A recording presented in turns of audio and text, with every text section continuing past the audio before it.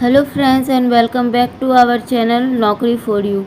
आज हम लोग परफेक्शन आईएएस की तरफ से जो 90s डे प्लानर चलाया जा रहा है उसके बिहार स्पेशल के डे 3 के वीडियो को देखेंगे। इससे पहले डे 1 और डे 2 के बिहार स्पेशल के वीडियो हमारे चैनल पे अपलोडेड है।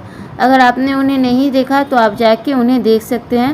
साथ ही 90s डे प्लानर के हिस्ट्री और साइंस रिलेटेड वीडियोज़ भी आपको हमारे चैनल पे मिल जाएंगे। फ्रेंड्स, एक छोटी सी रिक्वेस्ट है, हमारा जो टारगेट है 1K सब्सक्राइबर का उसे पूरा करने में आप सभी हमारी हेल्प करें। और अगर आपने अभी तक हमारे चैनल को सब्सक्राइब नहीं कर रखा तो प्लीज़ जल्दी से हमारे चैनल को सब्सक्राइब कर दें। साथ ही अगर आपको हमारी मेहनत और वीडियोस पसंद आ रहे हैं तो हमारे वीडियोस पर लाइक करें और कमेंट करके बताएं। ओके फ्रेंड्स, चलिए शुरू करते हैं आज का ये बहुत ही इम्पोर्टेंट सेगमेंट। तो ये रहा बिहार का आधुनिक इतिहास।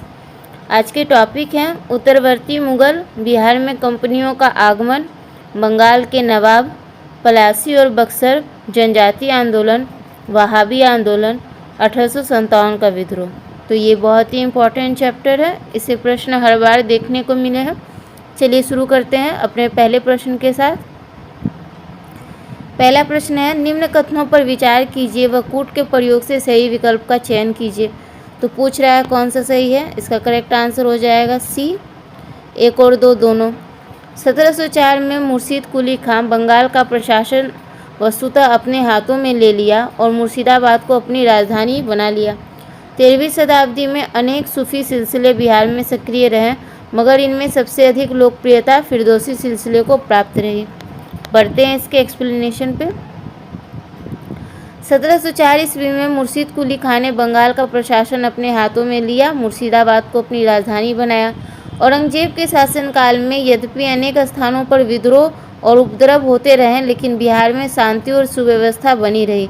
मुर्शीद कुली खां ने औरंगजेब की मृत्यु के साथ ही बंगाल में अपना पूर्ण नियंत्रण स्थापित कर लिया। धीरे धीरे उसने बिहार पर भी अपना प्रभुत्व विस्तृत किया। बिहार में आरंभिक सूफियों में 12वीं शताब्दी में मनेर में बसने वाले संत इमाम ताज फकीह प्रमुख थे। 13वीं शताब्दी में अनेक सूफी सिलसिले बिहार में सक्रिय रहे। इनमें चिश्ती, कादरी, सुहरावर्दी, मदारी और फिरदौसी सिलसिले शामिल थे। सबसे अधिक लोकप्रियता फिरदौसी सिलसिले को प्राप्त रही। इसके सर्वश्रेष्ठ प्रतिनिधि 14वीं शताब्दी के संत सरफुद्दीन याहिया मनेरी थे। बढ़ते अपने अगले प्रश्न पर। निम्न कथनों पर विचार करें व कूट के माध्यम से सही विकल्प का चयन करें। पूछ रहा है इनमें से कौन सा कथन सही नहीं है, जिसका करेक्ट आंसर हो जाएगा 2। इनमें से जो 2 कथन है वो सही नहीं है। आइए इन्हें देख लेते हैं। 1580 ईस्वी के आसपास बिहार को मुगल साम्राज्य के सूबा अथवा प्रांत का दर्जा प्राप्त हुआ। मुगलकालीन बिहार में 7 सरकारें थीं। सिर्फ औरंगजेब के काल में बिहार में 8 सरकारें थीं।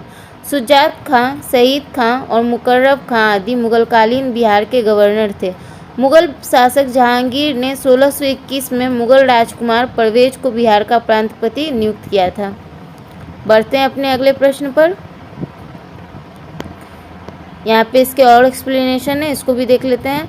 औरंगजेब के पुत्र बहादुर शाह प्रथम 1707 से 12 के शासन की समाप्ति पर राजकुमार अजीम ने, जो अभी बिहार में था और जिसे अब अजीम उस शान की उपाधि भी प्राप्त थी, इसने सिंहासन पर अधिकार का प्रयास किया, मगर उत्तराधिकार के युद्ध में वो पराजित हुआ और मारा गया।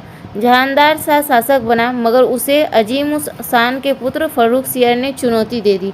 फर्रुख सियर का राज्याभिषेक 1713 ईस्वी में पटना में हुआ। ये प्रश्न पूछा गया है कि पटना में कौन से मुगल बादशाह का राज्याभिषेक हुआ है। मुगल सम्राट शाह आलम द्वितीय का राज्याभिषेक अंग्रेजों के संरक्षण में हुआ था। ये भी प्रश्न पूछा जा चुका है। बढ़ते हैं अपने अगले प्रश्न पर। ईरानी यात्री मोहम्मद सादिक किस मुगल शासक के समय में बिहार आया था। तो इसका करेक्ट आंसर हो जाएगा बी, जहांगीर। ईरानी यात्री सादिक जहांगीर के शासनकाल में बिहार आया था। ईरानी यात्री अब्दुल लतीफ़ मुगल शासक अकबर के शासनकाल में बिहार आया। ये अकबर का शिक्षक भी था। अगला प्रश्न है, बिहार के मनेर में स्थित शाहदौलत का मकबरा किसने बनवाया। तो इसका करेक्ट आंसर हो जाएगा ए, इब्राहिम खां काकर ने। बिहार में मुगल स्थापत्य कला का सर्वश्रेष्ठ उदाहरण मनेर स्थित शाह दौलत का मकबरा है। इसे जहांगीर के शासनकाल में बिहार के प्रांतपति इब्राहिम खां काकर ने बनवाया। इसका निर्माण लाल पत्थर से हुआ। इस पर अकबर के अधीन विकसित संश्लेषित शैली का प्रभाव है। अगला प्रश्न है, सिख गुरुओं में किनका बिहार से घनिष्ठ संबंध रहा? तो इसका करेक्ट आंसर हो जाएगा बी 1, 3, 4 गुरु नानक, गुरु तेग बहादुर, गुरु गोविंद सिंह। देखते हैं इसके एक्सप्लेनेशन को। 3 सिख गुरुओं का संबंध बिहार से प्रगाढ़ रहा। वर्ष 1506 में गुरु नानक ने पूर्व की प्रथम उदासी यात्रा के दौरान बिहार में कदम रखा। 1508 में सासाराम होते हुए गया गए, ब्राह्मणी घाट पर डेरा डाला। साथ ही देवघाट स्थित ऐतिहासिक गुरुद्वारा देवघाट संगत की नींव रखी। नवम गुरु तेग बहादुर ने भी बिहार की यात्रा की व पटना स्थित गायब घाट में सपरिवार रहे। यहीं पे गुरु माता गुजरी व गुरु तेग बहादुर को एक पुत्र की प्राप्ति हुई। जन्म के समय गुरु तेग बहादुर बंगाल में थे। उन्होंने अपने बालक का नाम गोविंद राय रखा। बाद में ये सिखों के 10वें गुरु गोविंद सिंह हुए। इनके बचपन का 5 वर्ष पटना में ही गुजरा। अगला प्रश्न है, निम्न कथनों पर विचार करें। इसमें पूछ रहा है कौन सा कथन सही नहीं है, तो इसका करेक्ट आंसर हो जाएगा बी 2 और 3 सही नहीं है। नवाब अलीवर्दी खां बिहार में कार्यकाल 1734 से 40 ईस्वी था। ठीक है। अलीवर्दी खां ने बंगाल की गद्दी पर 1740 में अधिकार किया। उसने जैनुद्दीन हैबत जंग को बिहार में उपनवाब नियुक्त किया। जब इस क्षेत्र में अफगानों के विद्रोह बढ़ने लगे तब अलीवर्दी खां ने परिस्थिति को संभाला। अलीवर्दी खां ने व्यक्तिगत कार्रवाई करके रानीसराय और पुनः पटना के युद्धों में अफगान को पराजित किया। बंगाल के नवाबों में मीर कासिम ने राजधानी मुर्शिदाबाद से हटाकर मुंगेर स्थापित की। अगला प्रश्न है, निम्न में से कौन बिहार का प्रथम नायब नाजिम था? तो इसका करेक्ट आंसर हो जाएगा डी राजा राम नारायण। बंगाल के नवाब सिराजुद्दौला और अंग्रेजों के बीच तनाव के कारण 23 जून 1757 को प्लासी का युद्ध हुआ, जिसमें अंग्रेज विजयी हुए। उन्होंने मीर जाफर को बंगाल का नवाब बनाया तथा उसके पुत्र मीरन को बंगाल का उपनवाब। लेकिन बिहार की वास्तविक सत्ता राजा राम नारायण प्रथम नायब नाजिम के हाथों में आ गई। अगला प्रश्न है, निम्न कथनों पर विचार कीजिए तथा कूट के माध्यम से सही विकल्प का चयन करें। पूछ रहा है कौन सा सही है, तो इसका करेक्ट आंसर हो जाएगा ए 1 और 2। 1733 में मुगल सम्राट मोहम्मद शाह ने शुजाउद्दीन को बिहार की सूबेदारी प्रदान की थी। बिहार में फतुहा के समीप अलीवर्दी खां ने मराठों को पराजित किया था। ये दोनों पॉइंट सही है।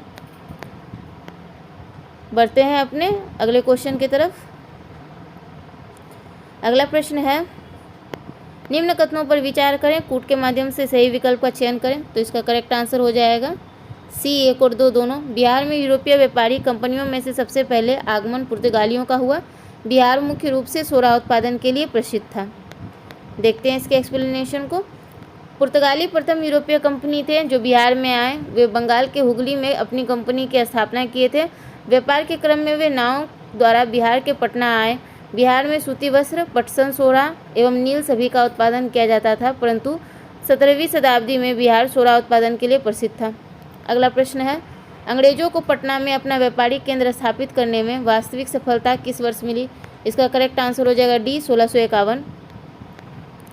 यूरोपीय व्यापारी कंपनी ईस्ट इंडिया कंपनी में बिहार में अपना व्यापारिक केंद्र स्थापित करने का सर्वप्रथम प्रयत्न 1620 में किया। पटना के आलमगंज में केंद्र स्थापित करने का प्रयास किया गया, परंतु इसमें सफलता नहीं मिली। अंततः वे 1651 में पटना में व्यापारिक केंद्र स्थापित करने में सफल हुए। गुलजार बाग स्थित अंग्रेज फैक्ट्री में ही बिहार सरकार का प्रिंटिंग प्रेस है।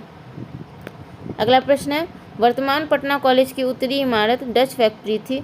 वर्तमान गुलजार बाग स्थित गवर्नमेंट प्रिंटिंग प्रेस थी। तो इसका करेक्ट आंसर हो जाएगा बी अंग्रेज फैक्ट्री। अभी जस्ट हम लोगों ने ऊपर वाले क्वेश्चन के एक्सप्लेनेशन में देखा। अगला प्रश्न है, बिहार में डचों के संदर्भ में दिए गए कथनों पर विचार करें। पूछ रहा है कौन सा कथन सत्य है? तो इसमें से कितने कथन सत्य हैं? सी। इनमें से सारे कथन सत्य हैं। सर्वप्रथम डचों ने पटना कॉलेज की उत्तरी इमारत में 1632 में डच फैक्ट्री की स्थापना की। बंगाल में डच मामलों के प्रधान नथियास वैंगडेन बरूक ने मुगल सम्राट औरंगजेब से व्यापार से संबंधित एक फरमान बंगाल, बिहार और उड़ीसा के लिए प्राप्त किया। डच यात्री टेवर्नियर 21 दिसंबर 1665 ईस्वी को पटना पहुंचा। बढ़ते हैं अगले प्रश्न की तरफ। निम्न कथनों पर विचार करें। तो पूछ रहा है इसमें कौन सा सही नहीं है? तो इसका करेक्ट आंसर हो जाएगा बी केवल 2। ये सही नहीं है। पहला देखते हैं। नवंबर 1759 में बेदरा के निर्णायक युद्ध में डच अंग्रेजों के हाथों पराजित हो गए थे। 1758 में अंग्रेजी ईस्ट इंडिया कंपनी ने बिहार में सोरे के व्यापार पर अधिकार प्राप्त किया। नवंबर 1759 में बेदरा का निर्णायक युद्ध हुआ। डच अंग्रेजों हाथ पराजित हुए, उनका अस्तित्व लगभग समाप्त हुआ। वे किसी तरह अपने चिंसुरा, कासिम बाजार एवं पटना के माल गोदाम को सुरक्षित रखने में सफल हो पाए। अगला प्रश्न है, निम्न कथनों पर विचार करें और कथन असत्य चुनें। तो इसका करेक्ट आंसर हो जाएगा डी, ना तो एक ना ही दो, दोनों कथन सही है। भारत में फ्रांसीसी ईस्ट इंडिया कंपनी की स्थापना फ्रैंकोइस मार्टिन के नेतृत्व में 1664 में हुई, सही है। बंगाल में चंद्रनगर की स्थापना के तत्काल बाद 1734 ईस्वी में फ्रांसीसियों ने पटना में माल गोदाम की स्थापना की, दोनों पॉइंट सही हैं। भारत में फ्रांसीसी ईस्ट इंडिया कंपनी की स्थापना फ्रैंकोइस मार्टिन के नेतृत्व में 1664 में हुई। मार्टिन ने 1674 में पांडिचेरी की स्थापना की। शीघ्र ही उसे माही, कराईकल एवं दूसरी जगहों पर फ्रांसीसी व्यापारिक केंद्रों की स्थापना की। कुछ वर्षों के उपरांत फ्रांसीसियों ने बंगाल में प्रवेश किया एवं चंद्रनगर की स्थापना की। इसके तत्काल बाद 1734 ईस्वी में उन्होंने पटना में माल गोदाम की स्थापना की। फ्रांसीसी कंपनी की मुख्य दिलचस्पी बिहार में सोरा प्राप्त करना थी। अगला प्रश्न है, यूरोपीय कंपनियों द्वारा बिहार में स्थापित फैक्ट्रियां मुख्यतः थी। तो इसका करेक्ट आंसर हो जाएगा 1, 3, 4 भंडारण, व्यापारिक केंद्र और प्रशासनिक केंद्र। आइए बढ़ते हैं इसके एक्सप्लेनेशन पे। बिहार में यूरोपीय व्यापारी कंपनियों का आगमन 17वीं शताब्दी में हुआ। उस समय बिहार अंतर्राष्ट्रीय व्यापार का एक महत्वपूर्ण केंद्र था। यहाँ पे जो है यूरोपीय कंपनियां मुख्यतः भंडारण, व्यापारिक और प्रशासनिक केंद्र के रूप में कार्य करती थी। अगला प्रश्न है, पूछ रहा है कौन सा कथन असत्य है। तो इसका करेक्ट आंसर हो जाएगा डी, डी गलत है, बाकी सारे पॉइंट्स सही हैं। भारत में आने वाला यूरोपीय कंपनी में डेनमार्क सबसे अंतिम था। पटना में 1774 से 75 में डेनमार्क कंपनी की फैक्ट्री की स्थापना हुई। 1801 में ग्रेट ब्रिटेन एवं डेनमार्क के बीच युद्ध होने के प्रभाव बिहार में देखे गए, ये भी सही है। बढ़ते हैं इसके एक्सप्लेनेशन पे। भारत में आने वाले यूरोपीय कंपनियों में डेनमार्क का नाम सबसे अंत में लिया गया। पटना में 1774-75 में डेनमार्क कंपनी की फैक्ट्री की स्थापना हुई। 1775 में पटना डेनिश फैक्ट्री के प्रमुख जॉर्ज वर्नर ने बिहार में व्यापार के लिए ईस्ट इंडिया कंपनी के गवर्नर जनरल और उनके परिषद से फरमान की मांग की। डेनिश कंपनी भी मुख्य रूप से सोरे का व्यापार करती थी। 1801 में ग्रेट ब्रिटेन एवं डेनमार्क के बीच युद्ध आरंभ हुआ, जिसके परिणाम स्वरूप भारत में दोनों कंपनियों के बीच तनाव उत्पन्न हुए। पटना की डेनिश फैक्ट्री एवं सेरामपुर की कोठी को अंग्रेजों ने जब्त किया। 1802 में आमिया की संधि हुई और भारत ने डेनमार्क के स्वामित्व वाले क्षेत्रों को वापस कर दिया। 1845 ईस्वी तक बिहार के सारे डेनिश माल गोदाम एवं ठिकाने अंग्रेजों के अधीन हो गए। अगला प्रश्न पूछ रहा है सही विकल्प का चयन करें। तो इसका करेक्ट आंसर हो जाएगा ए, केवल 1 और 2। बिहार में ब्रिटिश सत्ता का सर्वप्रथम विरोधी अली गौहर किया। मीर कासिम ने अपनी राजधानी मुर्शिदाबाद से हटाकर अंग्रेजों के हस्तक्षेप से मुक्त रहने के उद्देश्य से मुंगेर कर दी। बढ़ते हैं अगले प्रश्न की तरफ। बिहार में अंग्रेजों द्वारा किए गए प्रशासनिक परिवर्तन के संबंध में क्या सही है। तो इसका करेक्ट आंसर हो जाएगा डी, उपर्युक्त सही। बिहार में फौजदारी प्रशासन को 1790 ईस्वी तक अपने नियंत्रण में ले लिया। 1866 ईस्वी में सारण जिला को 2 भागों में बांटा गया, यानी एक सारण दूसरा चंपारण। 1875 ईस्वी में तिरहुत को मुजफ्फरपुर और दरभंगा की 2 इकाइयों में विभाजित किया गया। अगला प्रश्न है, पटना में स्थित गोलघर का निर्माण किस गवर्नर जनरल के काल में हुआ। तो इसका करेक्ट आंसर हो जाएगा डी, लॉर्ड कॉर्नवालिस। इस लॉर्ड कॉर्नवालिस के काल में जो है 1786 ईस्वी में कैप्टन जॉन गार्स्टीन द्वारा करवाया गया था गोलघर का निर्माण। अगला प्रश्न है, पटना के पहले अंग्रेज मजिस्ट्रेट थे। तो इसका करेक्ट आंसर हो जाएगा बी, चार्ल्स फ्रांसिस ग्रांड।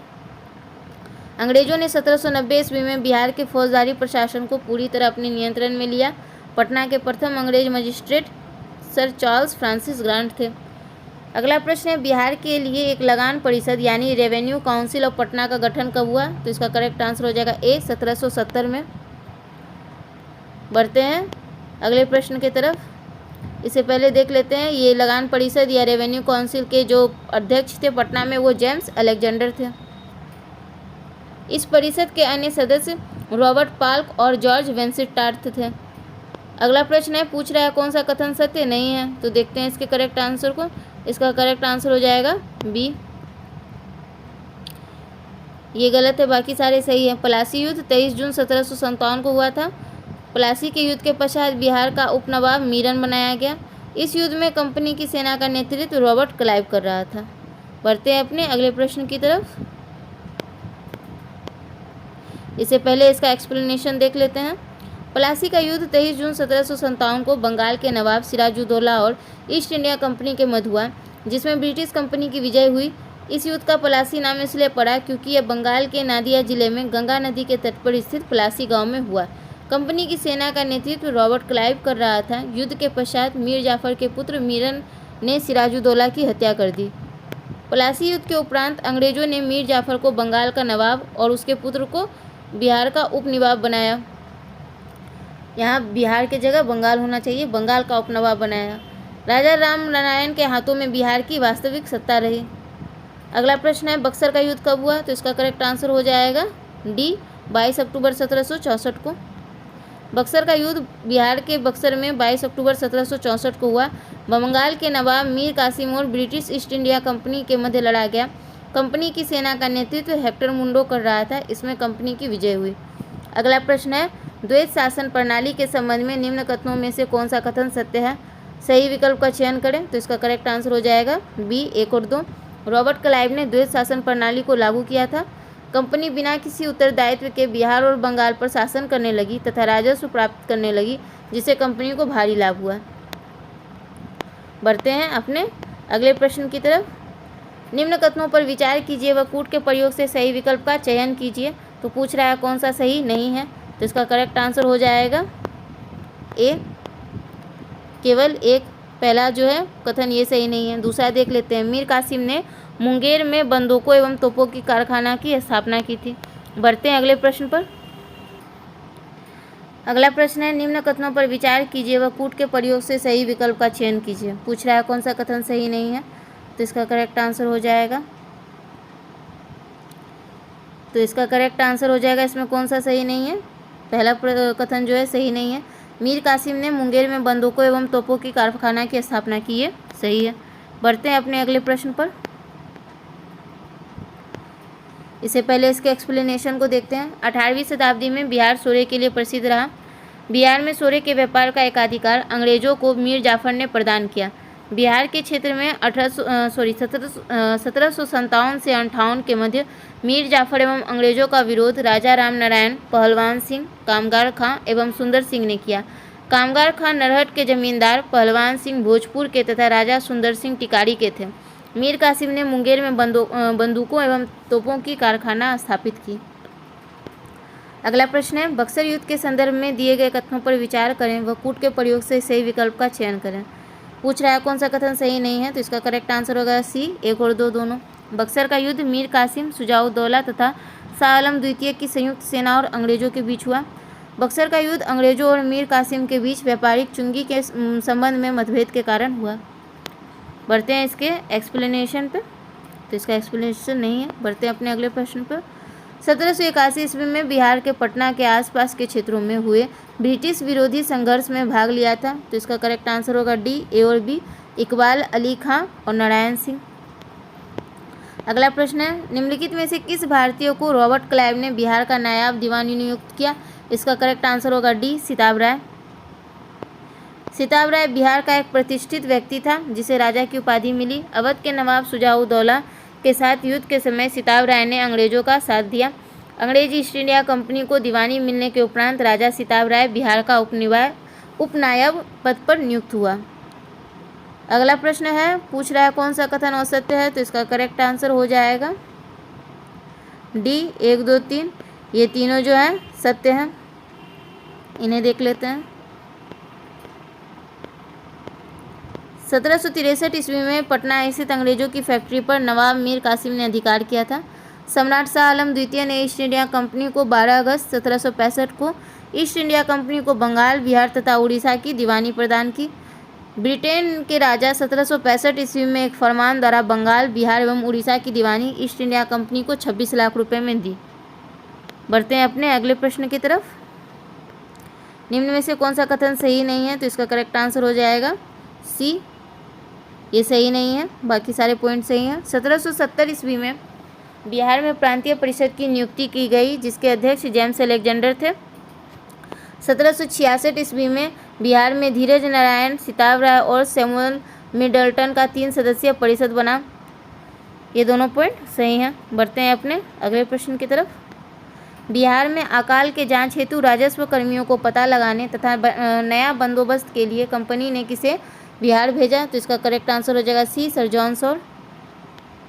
अगला प्रश्न है पटना आने वाले यूरोपीय यात्रियों का क्रम है, तो इसका करेक्ट आंसर हो जाएगा सी, 51342। इसके जो है एक्सप्लेनेशन को देखते हैं। मैंड्रिक 1612 पोलैंड, पीटर मुंडी 1632 अंग्रेजी यात्री, जॉन मार्शल 17वीं शताब्दी के पूर्वार्ध में अंग्रेजी यात्री, मनुची 17वीं सदी के मध्य में इटली यात्री, ट्रेवर्नियर 1665-66 फ्रांसीसी यात्री। अगला प्रश्न है कौन सा कथन सत्य है? तो इसका करेक्ट आंसर हो जाएगा डी, ये सारे कथन सत्य हैं।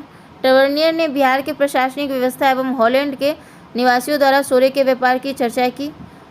मैंड्रिक ने पटना के भव्य इमारतों, मस्जिदों एवं सरायों की चर्चा की। जॉन मार्शल ने पटना नगर की बनावट, रहन सहन तथा वहाँ के चिकित्सकों, फकीरों आदि की चर्चा की। पीटर मुंडी ने पटना की समृद्धि का वर्णन किया। बढ़ते हैं अपने अगले प्रश्न की तरफ। निम्न में से कौन यूरोपीय यात्री ने पटना के सामंतों के बारे में लिखा? तो करेक्ट आंसर हो जाएगा डी, पीटर मुंडी। अगला प्रश्न है खुला सतूत तवारीख नामक पुस्तक की रचना किसने की? तो इसका करेक्ट आंसर होगा बी, कल्याण सिंह।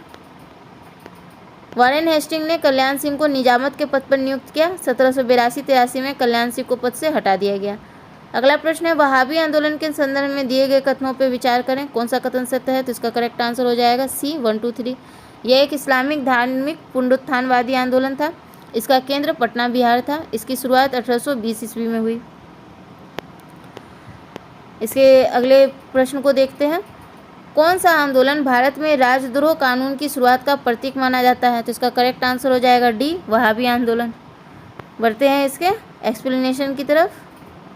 ब्रिटिशों ने वहाबियों को गद्दार और देशद्रोही करार दिया और वहाबियों के खिलाफ व्यापक सैन्य अभियान चलाए।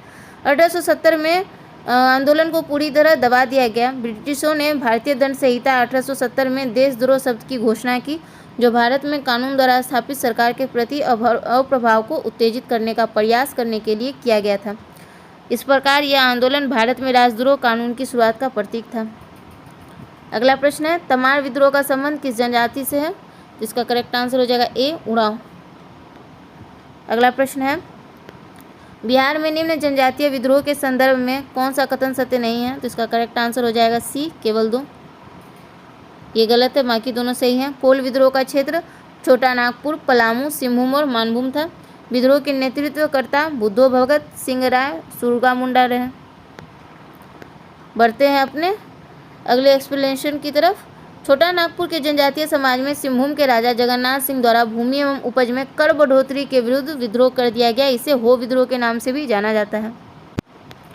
अगला प्रश्न है भूमिज विद्रोह के नेतृत्वकर्ता कौन थे? तो इसका करेक्ट आंसर होगा सी, गंगा नारायण। इसकी शुरुआत 1832 ईस्वी में हुई। अगला प्रश्न है 1855 से 56 में संथाल विद्रोह का नेतृत्व किसने किया? तो इसका करेक्ट आंसर हो जाएगा ए, सिद्धू और कानू ने। आप इनके बाकी भाइयों और बहनों के नाम कमेंट में लिखकर बताएं। बढ़ते हैं अपने अगले प्रश्न की तरफ। इससे पहले इसके एक्सप्लेनेशन को देख लेते हैं।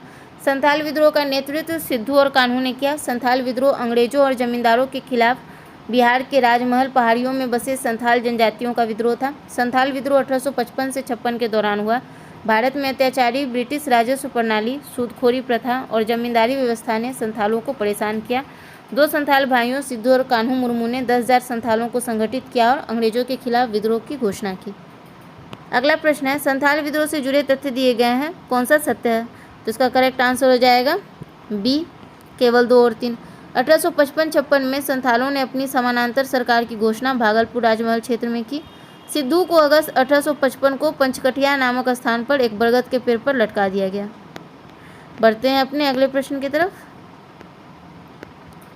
निम्न कथनों पर विचार करें व कूट के माध्यम से सही विकल्प का चयन करें। पूछ रहा है कौन सही नहीं है, तो इसका करेक्ट आंसर हो जाएगा डी, ना तो 1 ना 2, दोनों जो है सही है। संथाल विद्रोह के फलस्वरूप संथाल परगना जिले का निर्माण 30 नवंबर 1856 ईस्वी को किया गया। संथाल परगना जिले का प्रथम जिलाधीश एस्ली एडन को बनाया गया। बढ़ते हैं अपने अगले प्रश्न की तरफ। किस आंदोलन को सफाहार आंदोलन भी कहा जाता है, तो इसका आंसर हो जाएगा खैरवाड़ आंदोलन। 1870 ईस्वी में खैरवाड़ आंदोलन आरंभ की गई। इस विद्रोह का नेतृत्वकर्ता भागीरथ मांझी था। इस विद्रोह का उद्देश्य मुख्य जनजातीय परंपराओं और प्राचीन मूल्यों को स्थापित करना था। इसे सफाहार आंदोलन भी कहा जाता है। अगला प्रश्न है, मुंडा विद्रोह के संदर्भ में दिए गए कथनों पर विचार करें, कूट के माध्यम से सही विकल्प का चयन करें। तो इसमें से कौन सा कथन सही है, इसका करेक्ट आंसर हो जाएगा ए, 1, 2, 3, ये तीनों पॉइंट जो है सही है। अंग्रेजों के विरुद्ध दिसंबर 1899 ईस्वी में मुंडा आदिवासियों द्वारा अपने शोषण और उत्पीड़न के खिलाफ बिरसा मुंडा के नेतृत्व में यह आंदोलन हुआ। मुंडा आदिवासियों ने इस महान आंदोलन को उलगुलान कहकर पुकारा। जेल में हैजा रोग के कारण बिरसा मुंडा की मृत्यु 9 जून 1900 ईस्वी को हो गई। अगला प्रश्न है, लोटा विद्रोह कहाँ के जेल में बंद कैदियों के द्वारा किया गया, तो इसका करेक्ट आंसर हो जाएगा सी, मुजफ्फरपुर। ये जो है पीतल के लोटे के जगह मिट्टी के लोटे देने के वजह से हुआ था। अगला प्रश्न है, ताना भगत आंदोलन के संदर्भ में दिए गए कथनों पर विचार करें। पूछ रहा है कौन सा कथन सही है, तो इसका करेक्ट आंसर हो जाएगा ए, 1, 2, 3। 1913-14 में यह आंदोलन उरांव, मुंडा एवं संथाल जनजातियों द्वारा सम्मिलित रूप से किया गया था। इसका नेतृत्व जात्रा भगत ने किया। इसके अन्य नेता देविया माया शिबू थे। बढ़ते हैं अपने अगले प्रश्न की तरफ। नोनिया विद्रोह के संदर्भ में दिए गए कथनों पर विचार करें और बताएं कौन सा कथन सही है, तो इसका करेक्ट आंसर हो जाएगा बी, केवल 2। इसका मुख्य कारण सोरा उत्पादन का उचित मूल्य उत्पादकों को न मिलना था। बढ़ते हैं अपने अगले प्रश्न पर। वहाबी आंदोलन के संदर्भ में दिए गए कथनों पर विचार करें, कौन सा कथन सही है, तो करेक्ट आंसर होगा सी, 1 और 2। भारत में इस आंदोलन के नेतृत्वकर्ता सर सैयद अहमद बरेलवी थे। पटना के विलायत अली एवं इलायत अली ने इस आंदोलन का नेतृत्व किया।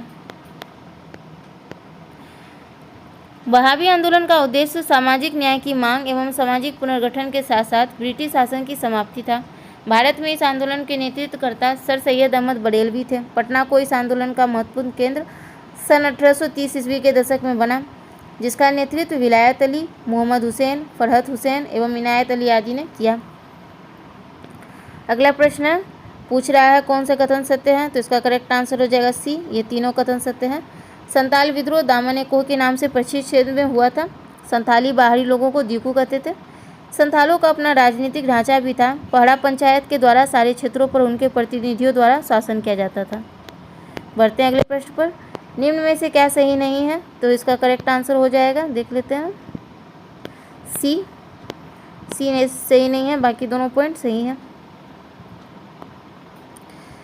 पटना कॉलेज की स्थापना 1863 ईस्वी में हुई थी। 1881 ईस्वी में श्रीमती अघोर कामनी देवी पटना में प्रथम बालिका विद्यालय की स्थापना की गई। 1898 ईस्वी में बिहार में प्रथम भूमिहार सम्मेलन एवं 1889 ईस्वी में कायस्थ सम्मेलन हुआ था। बढ़ते हैं अगले प्रश्न की तरफ। सीरत ए मुस्तकुम नामक पुस्तक की रचना किसने की थी, तो इसका करेक्ट आंसर हो जाएगा डी, बी और सी, सैयद अहमद और मौलवी अहमद इस्माइल ने। अगला प्रश्न है, इसमें जो है एक पॉइंट ये भी है कि सीरत उल मुस्तकुम का मतलब जो है इसमें ईसाइयों द्वारा शासित प्रदेशों को त्यागने के लिए बतलाया गया है मुसलमानों को। अगला प्रश्न है, निम्न कथनों पर विचार करें और कूट के माध्यम से सही विकल्प का चयन करें, तो इसका करेक्ट आंसर हो जाएगा ए, केवल 2 और 3। हिजरत शब्द का अर्थ होता है त्याग कर चले जाना। विलायत अली व इलायत अली के हिजरत के बाद बिहार में मोहम्मद हुसैन ने वहाबी आंदोलन का नेतृत्व किया। अगला प्रश्न है, बालाकोट का युद्ध किनके मध्य हुआ था, तो इसका करेक्ट आंसर हो जाएगा बी, सिखों और वहाबियों के मध्य। देखते हैं इसके एक्सप्लेनेशन को।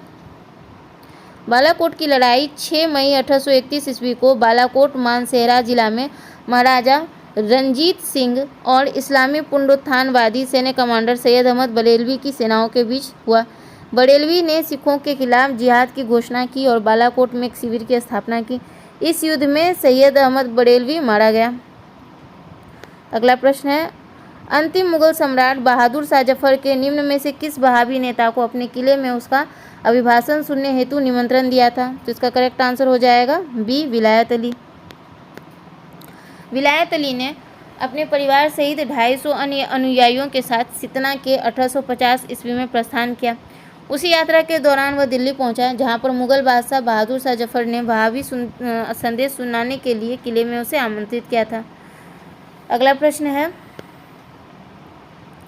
सीरत ए मुस्तकुम, रिसाल ए जिहाद एवं रिसाल ई हिजरत पुस्तिकाएं किससे संबंधित हैं? तो इसका करेक्ट आंसर हो जाएगा सी, वहाबी आंदोलन से। मुस्तकुम पुस्तिका के लेखक मोहम्मद इस्माइल तथा मौलवी देह हैं। अगला प्रश्न है, अविभाजित बिहार में पहली बार रोहनी में स्थित 32वीं रेजिमेंट सेना की टुकड़ी ने 1857 ईस्वी में विद्रोह किया। इसी रेजिमेंट की टुकड़ी का मुख्यालय रोहनी देवघर से हटाकर कहाँ लाया गया? तो इसका करेक्ट आंसर हो जाएगा ए, भागलपुर। अंग्रेजों की सत्ता को भारत में सबसे सशक्त जन आंदोलन का सामना 1857 में करना पड़ा। राष्ट्रीय भावना के जागरण के पूर्व ब्रिटिश विरोधी आंदोलन की श्रृंखला में 1857 का आंदोलन सबसे महत्वपूर्ण था। इस विद्रोह में बिहार ने काफ़ी महत्वपूर्ण योगदान दिया। बिहार में यह आंदोलन 12 जून 1857 ईस्वी को देवघर जिला के रोहनी नामक गांव से प्रारंभ हुआ। 32वीं रेजिमेंट में कार्यरत 3 सैनिकों ने लेफ्टिनेंट नॉर्मन लेस्ली एवं सहायक सर्जेंट डॉक्टर ग्रांट को मारकर हत्या कर दी। मेजर मैकडोनाल्ड ने बड़ी कठोरता के साथ विद्रोह को दबाया। 16 जून 1857 को तीनों विद्रोह सैनिकों को फांसी पर लटका दिया गया। 32वीं रेजिमेंट के कार्यालय को रोहनी से हटाकर भागलपुर स्थानांतरित कर दिया गया। अगला प्रश्न है, बिहार के किस ब्रिटिश अधिकारी का यह कथन है कि शाहबाद में आंदोलन ने राष्ट्रीय विप्लव की समस्त गरिमा प्राप्त कर ली थी? यहाँ पे मिसप्रिंट है। इसका करेक्ट आंसर हो जाएगा डी, E.A. सैमुअल्स। बढ़ते हैं अपने अगले प्रश्न की तरफ। अगला प्रश्न है, कहाँ की पुलिस जमादार हसन अली खां को सन 1857 ईस्वी में फांसी दी गई थी? तो इसका करेक्ट आंसर हो जाएगा बी, तिरहुत। बिहार के तिरहुत क्षेत्र के पहले अंग्रेजी सरकार के जमादार वारिस अली या हसन अली खां ने क्रांति की आग लगाई। अंग्रेजी शासन में जमादार रहते हुए वे देश के लिए शहीद हो गए। अगला प्रश्न है, बिहार के दानापुर पटना की सैन्य टुकड़ियों ने कब विद्रोह किया? तो इसका करेक्ट आंसर होगा सी, 25 जुलाई 1857। दानापुर की सेना की टुकड़ी ने 25 जुलाई 1857 ईस्वी को विद्रोह किया। ब्रिटिश काल में दानापुर को दीनापुर के नाम से जाना जाता था। दीनापुर का अर्थ है अनाज का शहर, जो उपजाऊ गंगा के मैदानों में स्थित है। दानापुर स्थित 7वीं और 8वीं रेजिमेंट के सैनिकों ने विद्रोह का बिगुल फूंकते हुए अंग्रेजों पर गोलियां बरसाई। उसके पश्चात हथियार और ध्वज लेकर सैनिक जगदीशपुर आए और बाबू कुंवर सिंह के साथ जुड़ गए। इसके बाद आरा पर आक्रमण कर दिया। अगला प्रश्न है, निम्न कथनों पर विचार करें व कूट के माध्यम से सही विकल्प का चयन करें। पूछ रहा है कौन सा कथन सही है, तो इसका करेक्ट आंसर हो जाएगा ए, केवल एक। विलियम टेलर ने कुंवर सिंह को पटना आने का आमंत्रण दिया था। पटना के कमिश्नर विलियम टेलर ने कुंवर सिंह को पटना आने का आमंत्रण दिया था, परंतु कुंवर सिंह ने इसे अस्वीकार किया। उन्हें डर था कि विलियम टेलर उनके साथ भी विश्वासघात कर सकता है, जैसा उन्होंने मौलवियों के साथ किया। विंसेंट आयर ने कुंवर सिंह की सेना को पूरी तरह पराजित किया। कुंवर सिंह के सहयोगी अमर सिंह ने 1857 के विद्रोह के दौरान गया एवं सासाराम के बीच संचार व्यवस्था को समाप्त किया था। अगला प्रश्न है, पीर अली को किस आरोप में फांसी दी गई थी? तो इसका करेक्ट आंसर हो जाएगा डी, आर लैक की हत्या करने के आरोप में। पीर अली खां पर अफीम व्यापार का एजेंट आर लैल की हत्या के आरोप में फांसी दी गई, जो 7 जुलाई 1857 को दी गई। अगला प्रश्न है, चंपारण जिला अंतर्गत सुगौली में 4 सैनिकों ने किसकी हत्या कर दी थी? तो इसका करेक्ट आंसर हो जाएगा डी, मेजर होम्स।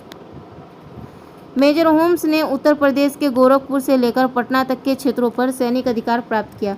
वह सारण, चंपारण और तिरहुत के क्षेत्रों में सैनिक शासन के अधीन कर दमनकारी नीति चलाना शुरू किया। फलस्वरूप सुगौली में उसके ही 4 सैनिकों ने मेजर होम्स और उसकी पत्नी को 25 जुलाई 1857 को हत्या कर दी। अगला प्रश्न है, अली करीम लुप्पू अली खां मीर अली रंगरेज कहाँ के 1857 ईस्वी के विद्रोही नेता थे? तो इसका करेक्ट आंसर होगा बी, पटना।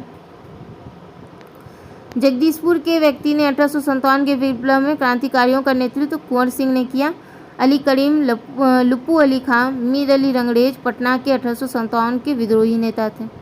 अगला प्रश्न है, पूछ रहा है क्या सही नहीं है? तो इसका करेक्ट आंसर हो जाएगा बी, ये सही नहीं है, बाकी सब सही है। बिहार में 1857 की क्रांति सर्वप्रथम 12 जून 1857 ईस्वी को प्रारंभ हुई।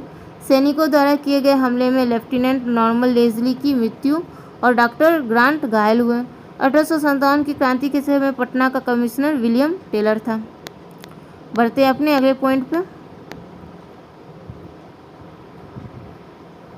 1857 की क्रांति तत्कालीन बिहार के संथाल परगना जिला अंतर्गत देवघर सब डिविजनल में स्थित रोहिणी नामक ग्राम से 12 जून 1857 में प्रारंभ हुई। रोहिणी में स्थित सेना की 32वीं रेजिमेंट मेजर मैकडोनल्ड के अधीन थी। यही पॉइंट गलत था। यह रेजिमेंट मेजर मैकडोनल्ड के कमान में 5वीं इर्रेगुलरी का एक भाग थी। विद्रोह प्रारंभ करने वाले 3 सैनिकों को कोर्ट मार्शल कर फांसी दे दी गई। बाकी सारे पॉइंट्स हम पढ़ चुके हैं। बढ़ते हैं अपने अगले प्रश्न की तरफ। कुंवर सिंह ने अपने अंतिम युद्ध में निम्न में से किस ब्रिटिश अधिकारी को पराजित किया? इसका करेक्ट आंसर हो जाएगा बी, कैप्टन ली ग्रांट। 1857 के विद्रोह में कुंवर सिंह ने कई ब्रिटिश अधिकारियों को पराजित किया। उन्होंने जगदीशपुर लौटने के क्रम में अपने जीवन का अंतिम युद्ध में कैप्टन ली ग्रांट को 23 अप्रैल 1858 को पराजित किया। इस युद्ध में कुंवर सिंह गंभीर रूप से जख्मी हो गए थे। इस कारण 3 दिन बाद 26 अप्रैल 1858 को उनकी मृत्यु हो गई। बढ़ते हैं अपने अगले प्रश्न की तरफ। क्रांतिकारी पीर अली खान के विषय में दिए गए कथनों पर विचार करें। तो इसमें से कौन सा सही है? तो इसका करेक्ट आंसर हो जाएगा 3। ये तीनों सही हैं। पीर अली पटना सिटी के एक पुस्तक विक्रेता थे। पटना सिटी में 3 जुलाई 1857 ईस्वी को शुरू हुए विद्रोह को नेतृत्वकर्ता पीर अली खां थे। पीर अली खां पर अफीम के व्यापार के एजेंट और लैल की हत्या का आरोप था, जिसकी वजह से उन्हें फांसी दी गई। बढ़ते हैं अपने अगले प्रश्न की तरफ। आरा में घिरे कंपनी के सैनिकों की सहायता करने हेतु किसे भेजा गया? करेक्ट आंसर हो जाएगा डी, कैप्टन डनबड़। कैप्टन डनबड़ के नेतृत्व में लगभग 500 यूरोपीय और सिख सैनिकों को आरा भेजा गया। 29 से 30 जुलाई 1857 को कुंवर सिंह ने उसे पराजित कर दिया और कैप्टन डनबड़ मारा गया। अगला प्रश्न है, बीबीगंज का युद्ध किसके मध्य लड़ा गया था? जिसका करेक्ट आंसर हो जाएगा डी, कुंवर सिंह और मेजर विंसेंट आयर। बीबीगंज का युद्ध 2 से 3 अगस्त 1857 को कुंवर सिंह और बंगाल आर्टिलरी के मेजर विंसेंट आयर की सेनाओं के मध्य लड़ा गया, जिसमें कुंवर सिंह पराजित हो गए। अगला प्रश्न पूछ रहा है कौन सा कथन असत्य है? तो इसका करेक्ट आंसर हो जाएगा बी, केवल 2। ये गलत है, बाकी सही है। कुंवर सिंह ने जगदीशपुर दुर्ग में बंदूकें और गोला बारूद बनाने का कारखाना स्थापित किया। कुंवर सिंह परमार उज्जैरी वंश से संबंध रखते थे। इसके एक्सप्लेनेशन को देखते हैं। 1857 ईस्वी का विद्रोह पटना के अलावा सारण, तिरहुत, आरा, शाहाबाद आदि क्षेत्रों में तेजी से फैला। शाहाबाद जिले के जगदीशपुर स्टेट के वीर राजपूत जमींदार बाबू कुंवर सिंह के नेतृत्व में विद्रोह प्रारंभ हुआ।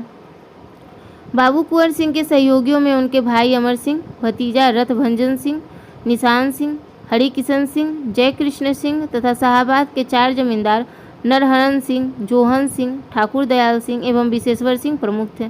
कुंवर सिंह परमार उज्जैनी वंश से संबंधित थे। उन्होंने गोला बारूद का कारखाना स्थापित किया।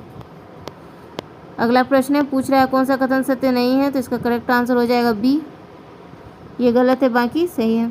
30 जुलाई 1857 को सारण, तिरहुत, चंपारण तथा पटना जिला में सैनिक शासन लगा दिया गया था। कुंवर सिंह की मृत्यु के बाद अमर सिंह ने अंग्रेजों के साथ लंबे समय तक युद्ध किया। 1857 ईस्वी की क्रांति के समय भारत का गवर्नर जनरल लॉर्ड कैनिंग थे। बढ़ते हैं अपने अगले प्रश्न की तरफ। पूछ रहा है कौन सा असत्य है? तो इसका करेक्ट आंसर हो जाएगा ए, ये गलत है, बाकी सही है। आरा का मजिस्ट्रेट H.C. बेक, सारण का मजिस्ट्रेट मैकडोनाल्ड, मुजफ्फरपुर का मजिस्ट्रेट E.F. लांटूर, पटना के जो मजिस्ट्रेट है वो J.M. लॉबिस थे। अगला प्रश्न है, कुंवर सिंह द्वारा आरा में स्थापित सरकार में आरा का मजिस्ट्रेट किसे बनाया गया? तो इसका करेक्ट आंसर हो जाएगा बी। कुंवर सिंह द्वारा आरा में स्थापित स्वतंत्र सरकार में शेख गुलाम माहिया को मजिस्ट्रेट बनाया गया। मोहम्मद अजीमुद्दीन को पूर्वी थाना का जमादार तथा खालिम अली एवं तुराम अली को कोतवाल बनाया गया। अमर सिंह कुंवर सिंह का छोटा भाई, निशान सिंह कुंवर सिंह का भतीजा था। अगला प्रश्न है, पूछ रहा है सही विकल्प का चयन कीजिए, कौन सा कथन सही है। तो इसका करेक्ट आंसर हो जाएगा डी, ना तो एक ना दो, दोनों ही पॉइंट गलत है। जगदीशपुर छोड़ने के पश्चात कुंवर सिंह ने नोखा पहुंचकर कुछ समय विश्राम किया। वहां से सासाराम पहुंचकर खुलेआम घोषणा कर डाली कि कंपनी अब समाप्त हो गई है। रीवा के राजा कंपनी के प्रति निष्ठावान थे। उसने अपने सीमा में प्रवेश से पहले ही पत्र के माध्यम से कुंवर सिंह को अपने राज्य में न आने का आदेश दिया। अगला प्रश्न है, निम्न कथनों पर विचार कीजिए। पूछ रहा है कौन सा कथन सत्य है। तो इसका करेक्ट आंसर हो जाएगा डी, 1, 2, 3। लखनऊ रियासत में कुंवर सिंह का भव्य स्वागत किया गया। उन्हें सम्मान सूचक पोशाक प्रदान किए गए। ग्वालियर की सैनिक टुकड़ी अयोध्या के नज़दीक कुंवर सिंह से मिली। कानपुर के युद्ध में कुंवर सिंह और नाना साहब दोनों सम्मिलित रूप से भाग लिए। बढ़ते हैं अपने अगले प्रश्न की तरफ। कुंवर सिंह की मृत्यु कितनी आयु में हुई थी। तो इसका करेक्ट आंसर हो जाएगा सी। कुंवर सिंह का जन्म 13 नवंबर 1777 ईस्वी को हुआ था। उनकी मृत्यु 26 अप्रैल 1858 को हुई थी। इस प्रकार उनकी कुल आयु 80 वर्ष 7 महीना 13 दिन थी। बढ़ते हैं अगले प्रश्न पर, कौन सा कथन असत्य है। तो इसका करेक्ट आंसर हो जाएगा बी, केवल 2। सत्य कथनों को देखते हैं। 1857 ईस्वी के दौरान बिहार में पटना तथा इसके आसपास के क्षेत्र वहाबी आंदोलन के केंद्र थे। वहाबी मुस्लिम सत्ता की पुनर्स्थापना हेतु प्रयासरत थे। अगला प्रश्न है, कुंवर सिंह के मृत्यु के पश्चात किसने शाहबाद क्षेत्र में विद्रोह का नेतृत्व किया। सी, अमर सिंह। अगला प्रश्न है, औरंगजेब के समय बिहार में भयंकर अकाल का उल्लेख किस ब्रिटिश यात्री ने किया। तो इसका करेक्ट आंसर हो जाएगा ए, जॉन मार्शल। औरंगजेब के समय यात्री बर्नियर भारत आया। इन्होंने पटना को भारत के बड़े नगरों में से एक कहा। ब्रिटिश यात्री जॉन मार्शल और डच यात्री डी ग्रेफी ने औरंगजेब के समय बिहार में हुए भयंकर अकाल का उल्लेख किया। मुगल कालीन भारत में शाहजहां के काल को डॉक्टर ए.एल. श्रीवास्तव ने मुगल काल का स्वर्ण युग कहा। अगला प्रश्न है, बिहार के राजगीर परगना के कौन से स्थानीय नेता ने 1857 ईस्वी के आंदोलन में स्वयं को राजा घोषित किया। तो इसका करेक्ट आंसर हो जाएगा बी, हैदर अली। बढ़ते हैं अपने अगले प्रश्न पर। फ्रेंड्स, इससे पहले एक छोटी सी रिक्वेस्ट है, अगर आपने हमारे वीडियो को यहाँ तक देखा है और अभी तक हमारे वीडियो को लाइक नहीं किया है तो जल्दी से हमारे वीडियो को लाइक कर दें, आगे आप भूल जाएंगे।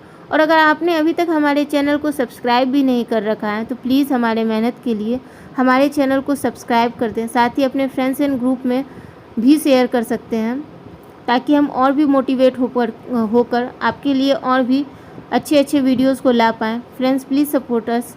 चलिए बढ़ते हैं अपने अगले प्रश्न की तरफ। संथाल विद्रोह के संदर्भ में दिए गए कथनों पर विचार करें। पूछ रहा है कौन सा कथन सत्य है। तो इसका करेक्ट आंसर हो जाएगा ए, केवल 1 और 3। संथाल विद्रोह का फैलाव पश्चिम में कहलगांव, भागलपुर से लेकर पूरब में राजमहल तक हुआ था। 1855 ईस्वी में संथालों ने अंग्रेज कमांडर मेजर बारो को हराया था।